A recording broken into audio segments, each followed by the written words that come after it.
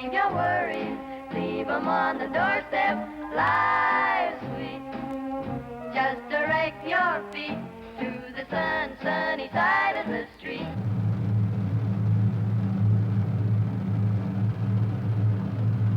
Used to walk in the shade with my blues on parade. What a drag, old man, getting stuck in the shade. Get hip, don't be afraid.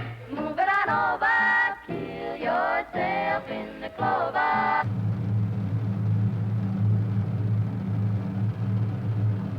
On the sunny side of the street.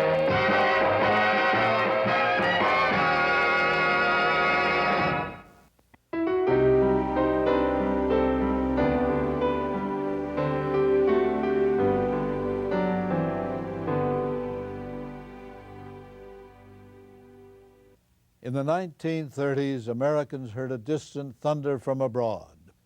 Manchuria, Abyssinia, Austria, Czechoslovakia, the road to war. But they tried to ignore it. Hitler ranted on the radio, strutted on the newsreel screen. Americans didn't like it, but the United States was officially a neutral nation, safely isolated from the world by two great oceans. If the rest of the world was going to be foolish and wicked enough to fight another war, America would stay out. While President Roosevelt tried to prepare the country for what he feared was coming, millions of Americans escaped into a world of make-believe via music, radio, and movies. Until that fateful December morning in '41, when the storm finally burst at Pearl Harbor, most Americans turned a deaf ear to the distant thunder. While the storm clouds gather far across the sea, let us swear allegiance to a land that's free.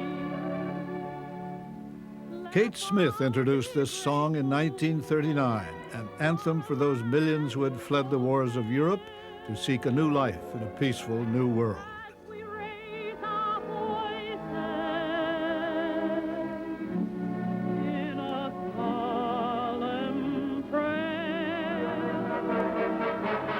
Adolf Hitler confirmed an American belief that Europe was addicted to war.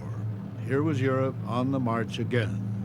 God bless America, land that I love. Stand beside her and guide her through the night with a light from above, from the mountain to the prairie, to the ocean, white with hope. God bless America, my home, sweet home. Posturing European dictators did not frighten many Americans, not in the spring of '39. So, my friends, the time has come for me to announce, with solemnity perhaps, but with great happiness, a fact.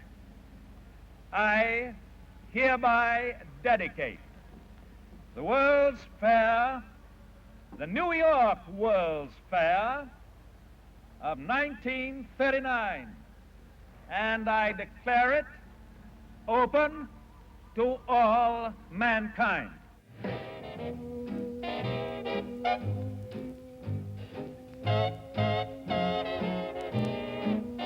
America's professional optimists had turned a swamp into a technological wonderland.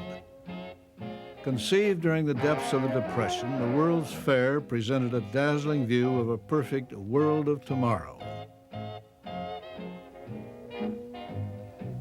At the World's Fair, there was nothing to remind the visitor of what was going on in Europe and the Far East.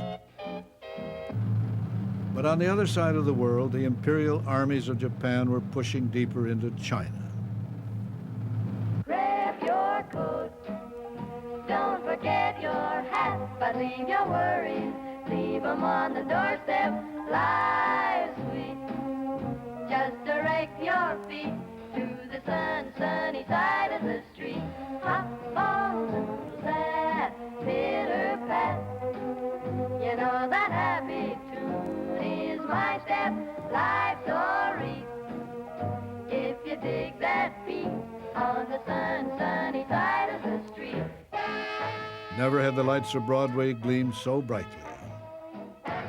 Americans had used swing music in the movies to escape from reality during the dark years of the Depression. Now, in 1939, the big bands played on.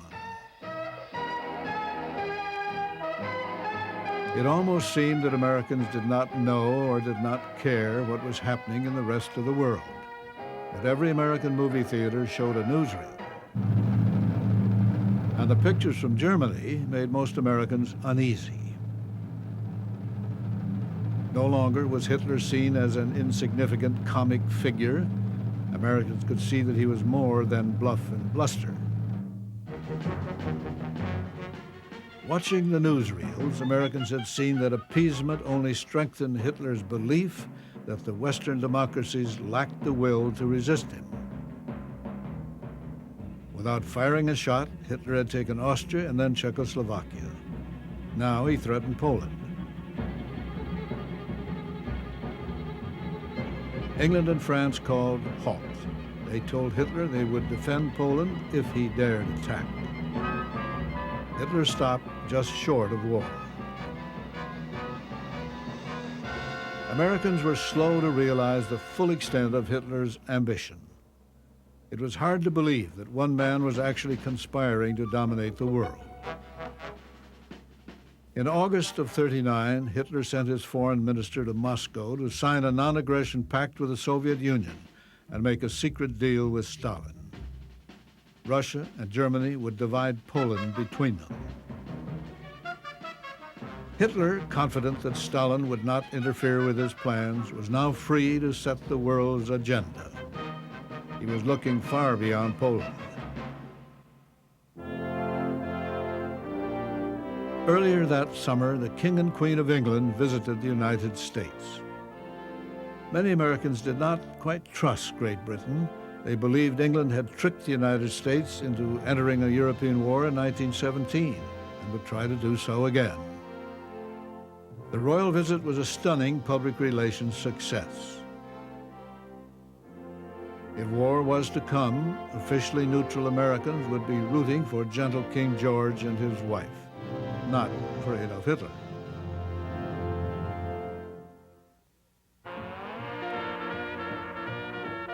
As Europe moved closer to war, the newsreel showed Americans indulging in all sorts of mindless activity. To frighten Europeans, Americans seem to have become even more oblivious to the world's problems than ever. Happy days were here again, but not for all Americans. The Great Depression was far from over. 11 million people were still unemployed. 4 million families were surviving on incomes of $300 or $400 a year.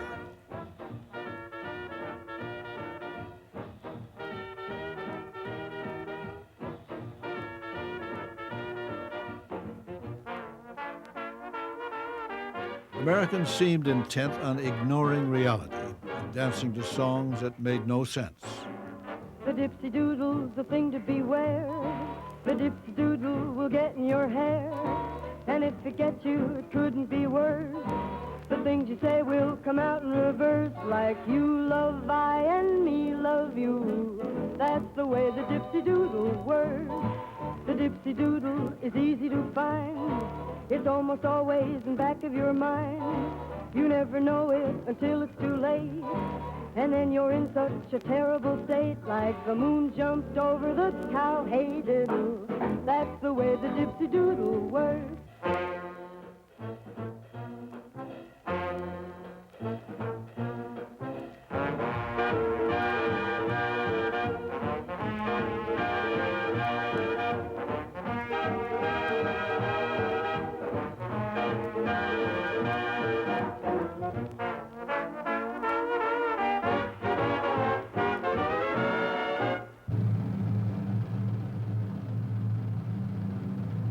As dawn broke on September 1st, 1939, Adolf Hitler defied Britain and France and changed the course of world history. Adolf Hitler's all-out attack on Poland makes the long-dreaded European war a certainty. Prime Minister Chamberlain of Great Britain gave the Nazi dictator a 0 hour for withdrawing his troops from Poland. The king comes to number 10 Downing Street, and this is without precedent. The prime minister should go to the palace, but in the dire emergency, George VI violates custom. Inside, there's a fateful discussion. Britain will not back down. The king has given his assent to the final decision of the prime minister to resist Nazi Germany. The aged Neville Chamberlain and his wife, on his shoulders, the heavy burden, the burden of declaring war. Up to the very last, it would have been quite possible to have arranged a peaceful and honorable settlement between Germany and Poland. But Hitler would not have it. 6 hours after Great Britain declared war on Nazi Germany, the Republic of France followed. All France is in a maelstrom of activity. The Maginot Line has already opened fire on the Germans. The sparring is ended. World War II has begun.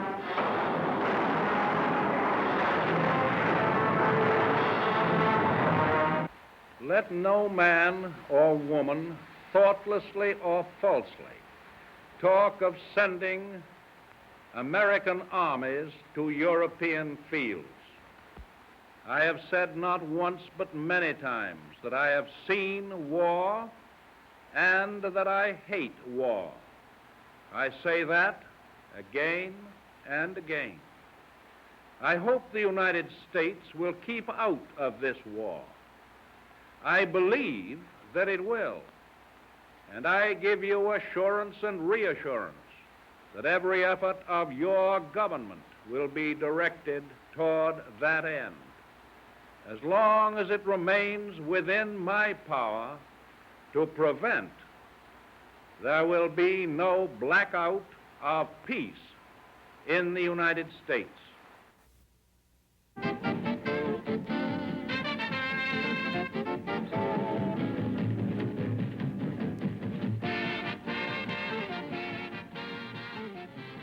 While Hitler overwhelmed Poland and prepared for his next conquest, America went to the movies and tried to mind its own business. Hooray for Hollywood, that's gooey bally-hooly Hollywood, where any office boy or young mechanic can be a panic with just a good-looking pan. And any shop girl can be a top girl if she pleases a tired businessman. Hooray for Hollywood! You may be homely in your neighborhood. Be an actor, see Mr. Factor, you make your kisser look good. Go out and try your luck, you may be Donald Duck. Hooray for Hollywood! Hooray for Hollywood! Somewhere over the rainbow, skies are blue, and the dreams that you dare to dream really do come true. Someday I'll wish upon a star and wake up where the clouds are far behind me, where troubles melt like lemon drops away above the chimney tops. That's where you'll find me. The throng, seemingly aware of some dramatic climax, sees manager Joe McCarthy present a silver trophy, a token of esteem from Gehrig's own teammates, after which the Iron Horse is prevailed upon to step to the microphones for a brief and final word to the crowd. Lou Gehrig's muscles had been attacked by the incurable, fatal disease that now bears his name. Today, I consider myself the luckiest man on the face of the earth.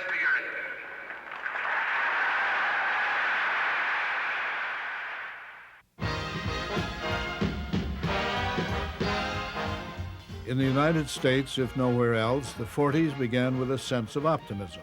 America was getting back on the track economically. But to what emerald city or promised land Americans were headed shall never be known.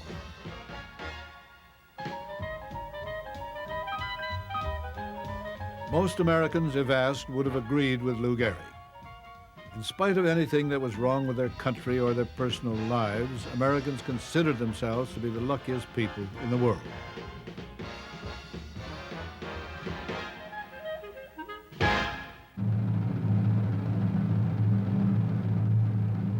The newsreels showed Americans the savagery of Japanese aggression in China, but China was thousands of miles away across the Pacific Ocean. There was little or no support for Japan in the United States. Americans were shocked and angered by what they saw in the newsreels. Too bad, they said. Thank God it can't happen here.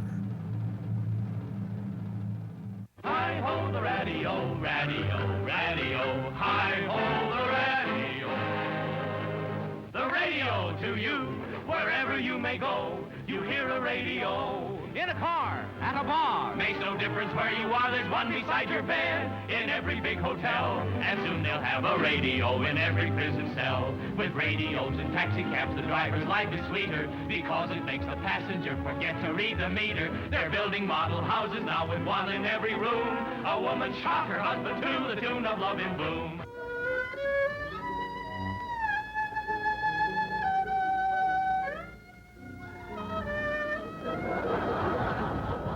As we look in on Jack Benny and Mary Livingston, Mary is opening a letter she has just received. Who's the letter from, Mary? Oh, look, it's from Mama. Really? And what does the worst years of your father's life have to say? Every time you know, your girlfriend or your beau, strike up the man, Bob Hope's the man who ties the can to woe. Ah, thank you so much. How do you do, ladies and gentlemen? This is Bob Hope back once again to tell you it's better to have Pepsodent flowing over your teeth now than to have water running under your bridge later. I've even got a prettier voice than that famous opera singer, Johnny Weissmuller. Johnny Weissmuller? Yes. He's an opera singer? Well, sure. The paper says he's a great diver. Diver. He probably goes swimming in lily ponds. Yeah. Oh. And here it is, the Johnson Wax program with Fibber McGee and Molly. Oh, boy, oh, boy. This is a wonderful set of tools you give me for Christmas, Molly. I'm just itching to fix something. Well, just scratch yourself and put that saw away. The doctor just found that I've been putting on a little too much weight, and have you happened to notice my stomach lately? Notice it. It's been pushing me out in the audience. Oh. Melody and ballyhoo, music, music from the blue. All it means is notes to you. R-A-D-I-O.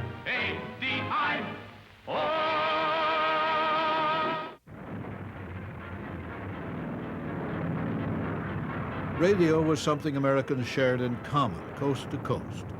Now radio reported great events as they were happening far across the sea.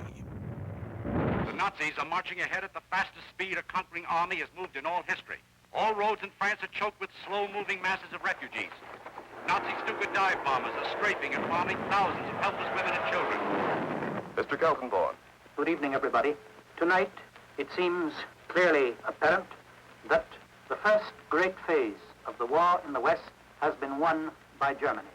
The army of French and British has made a valiant battle in its effort to retreat to Dunkirk, where there is some slight chance that some part of it can be evacuated. Adolf Hitler's mechanized forces are racing toward Paris as French resistance collapses. On this 10th day of June, 1940, the hand that held the dagger has struck it into the back of its neighbor. This is William L. Shirer speaking from the forest of Compiègne, where Adolf Hitler today is handing his armistice terms to France. I can see his face, this grave, solemn, yet brimming with revenge. General Keitel reads the preamble to the German armistice terms. This whole ceremony is over in a quarter of an hour. Hello, America. This is Edward Murrow speaking from London.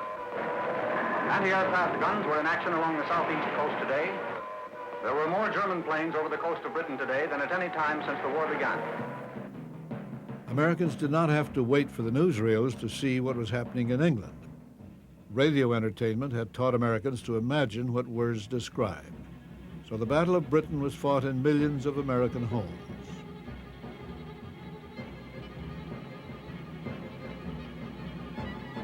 To many Americans, the British became real people, valiant friends under fire who desperately needed American help.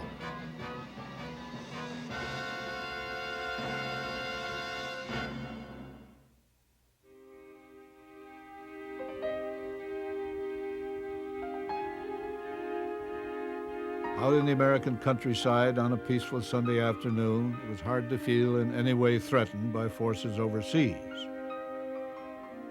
Americans were willing to do what they could to help Great Britain, but not to the extent of going to war. The politically powerful voices of isolation grew even stronger. For them, it was America first, last, and foremost. The question before the American people is, do they want peace or war? I believe they want peace. The surest way to get peace is to mind our own business. For us, there can be but one policy. Keep America out of Europe and Europe out of America. Let Europe fight her own battles. They mean nothing to us. Another war, not for me. This time America should keep out, and I know I will.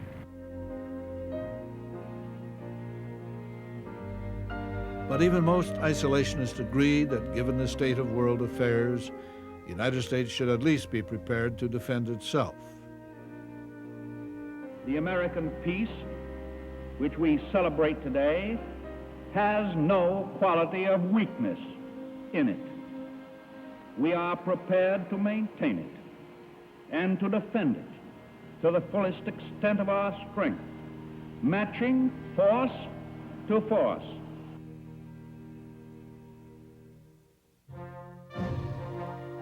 The state militias were ordered to active duty under federal command.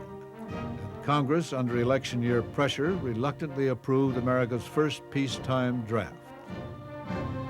The first number is serial number 158. 1 year later, the bill to extend military service from 1 year to 18 months passed by one vote. One vote saved the Army.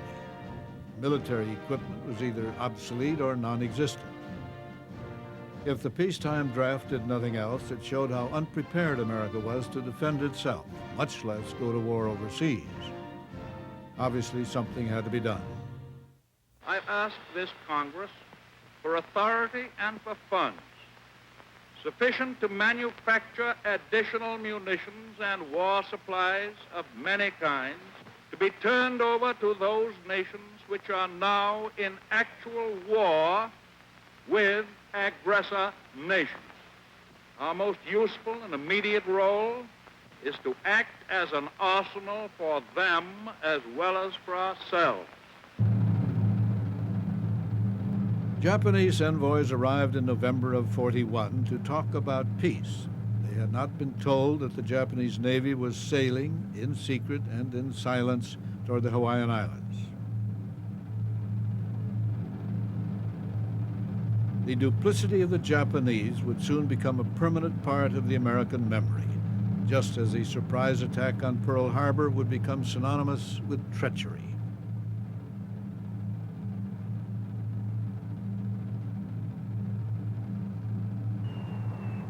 The attack on Pearl Harbor ended the great American debate. Isolationism was no longer possible. Its most vehement advocates could see that now. And America was finally united. From the mountains to the prairies, to the ocean,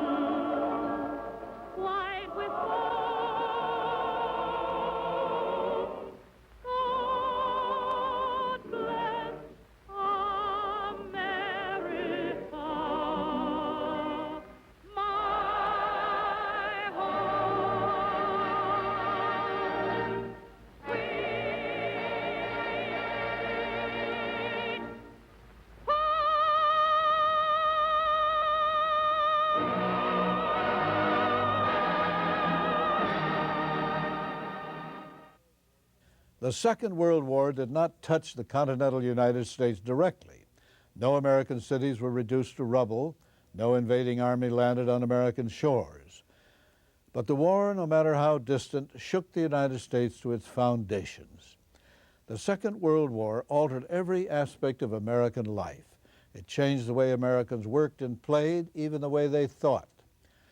When it ended, nearly 4 years later, the America the GIs had left behind and dreamed of returning to had gone forever.